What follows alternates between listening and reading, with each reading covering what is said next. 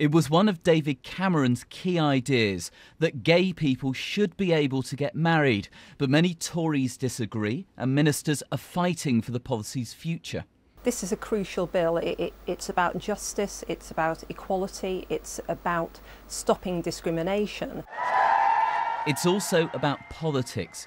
Over 7 years since the first civil partnerships for gay people, some Conservatives want to change the government's plans so heterosexuals can have civil partnerships too. This bill, whatever we think about it, introduces a glaring inequality. If it goes through, as I'm pretty sure it will, then opposite-sex couples will only have access to marriage, but same-sex couples will now have access to the new form of marriage and civil partnerships. That is just not fair. Some argue his amendment would complicate, delay and end up wrecking the gay marriage law. So while Nick Clegg supports the idea of civil partnerships for all, he might not vote for it.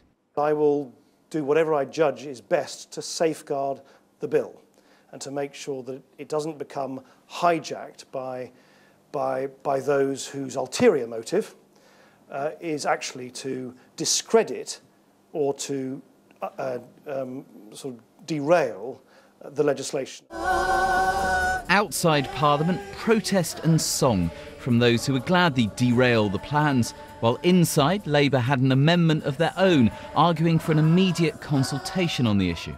We think the government should have done a public consultation on opposite-sex civil partnerships already. We want them to do so now, and we don't find convincing their objections and their costs and delays. And Labour are keenly aware of the discomfort this causes some Conservatives, like those who delivered this letter of protest to Downing Street yesterday.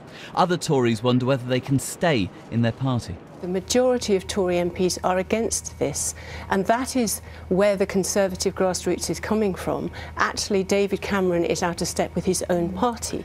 After a weekend spent denying that an ally of the Prime Minister's had insulted those grassroots and all the rows about Europe, this is a debate that the Conservatives could have done without.